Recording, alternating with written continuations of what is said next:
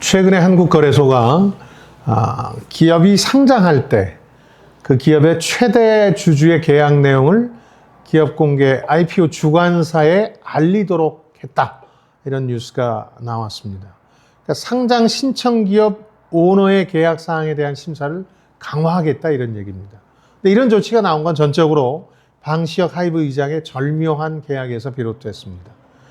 비록 지금까지 불법적인 면이 드러난 건 아닙니다만은 해당 회사에 투자한 개인 투자자들 같은 경우는 이 문제를 지속적으로 제기해왔죠.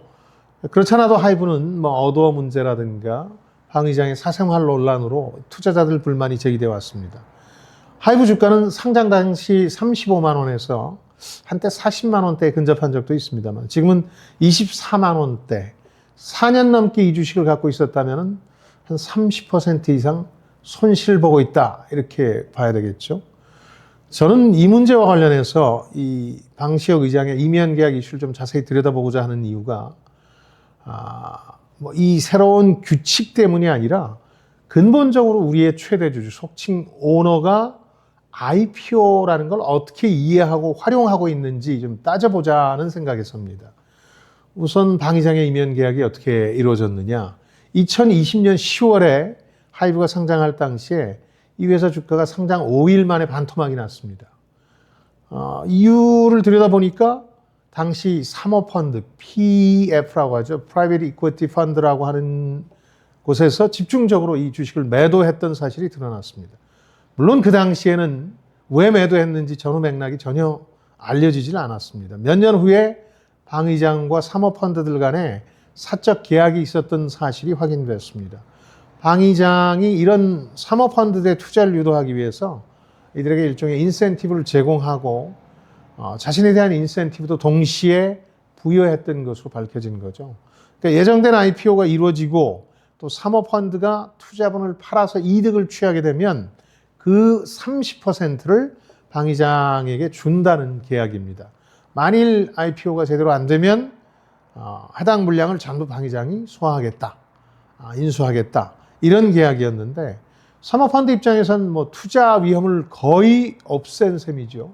막대한 투자 이익을 노리면서도 이렇게 됐고 방 의장 역시 IPO에 대한 자신감을 바탕으로 해서 엄청난 이익을 누릴 수 있게 된 거죠. 이 이면 계약을 바탕으로 해서 방 의장은 IPO 후에 약 4천억 정도를 챙긴 것으로 알려졌습니다. 일단 논란의 당사자인 방 의장이나 거래소, 금융당국은 당장은 이 계약의 불법적 요소는 없는 것으로 판단하고 있습니다. 물론 더 조사하는 과정에서 나올 수도 있겠습니다만 상장 전에 이루어진 사적인 계약으로 간주한다는 얘기입니다. 다만 개인 투자자들 입장에서는 IPO와 직접적인 관련이 있는 계약이기 때문에 이걸 몰래 한다는 건 문제가 있다. 주가에 영향을 미친다는 점이 분명한 계약이 아니냐 이렇게 주장하면서 이번에 규칙 변경을 이끌어냈습니다. 사모펀드는 상장해서 주가가 높을 때 이걸 당장 팔아서 한몫 챙기고 그중에 30%를 방 의장한테 떼주면 되는 거니까 그래도 이 하이브 상장에 따른 엄청난 이익을 서너 개의 사모펀드들이 누릴 수 있게 된 거죠. 방 의장은 물론이고 이 계약의 당사자들은 큰 이익을 봤을지 모릅니다만 이 사실을 모르고 투자한 개인 투자자들 같은 경우는 피해가 클 수 있었던 거죠.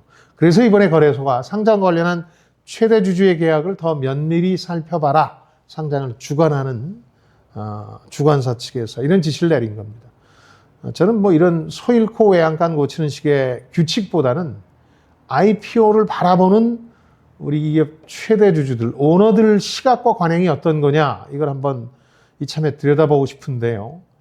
기업 공개 IPO라는 것하고 상장은 같은 본질을 어떤 관점에서 보느냐의 차이입니다. 이 두 가지를 구분해달라는 질문이 많은데 기업 공개는 대중에게 주식을 처음으로 공개한다, 제공한다는 의미입니다.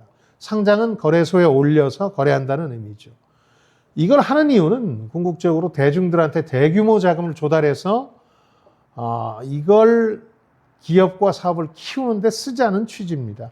그렇게 되면 국가 경제나 산업에도 기여하는 거고 투자자뿐만 아니라 기존 주주들도 득을 보는 모두 윈윈하는 구조가 되는 겁니다. 근데 우리 거래소에서 최대 주주들의 시각이나 관행은 이런 식인 경우가 많습니다. 제가 들여다봐도 그간 내 돈이나 대출로 어렵게 기업을 해왔으니까 이제 돈 좀 만질 때 됐다.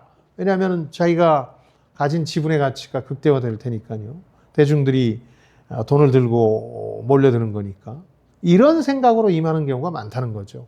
그리고 상장을 돕는 주관사를 포함한 기관들도 한통속이 됩니다. 이 최대 주주들하고. 그리고 분위기 좀 띄워준 다음에 자신들도 한탕할 기회로만 여기는 경향이 많습니다. 이게 IPO 효과를 극대화하긴 합니다만 상장 첫날 주가가 역사적 고점이 되어버리는 경우가 많은 이유입니다. 실제로 상장사 가운데 많은 회사들이 이 상장 첫날의 주가를 회복하지 못합니다. 그렇다면 문제가 있는 거 아니겠습니까? 하이브 방위장의 이면 계약 또한 법의 성격, 계약의 시점 이런 것들을 떠나서 이런 맥락에서 생겨난 게 아닌가 하는 의구심을 지울 수 없습니다. 국민적 관심 속에서 상장했던 더본 코리아 역시 이런 비판에서 자유롭지를 못할 거고요.